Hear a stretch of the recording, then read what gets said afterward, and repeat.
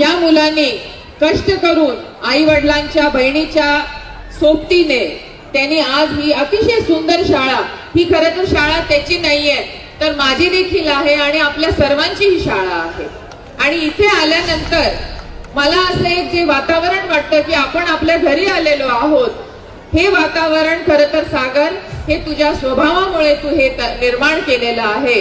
आणि तुम्ही जेव्हापासून तुला पाहते तुझा स्वभाव अतिशय नम्र, अतिशय विनयशील आणि सर्वांशी गोड बोलणारा असा हा आमचा मुलगा सागर आहे।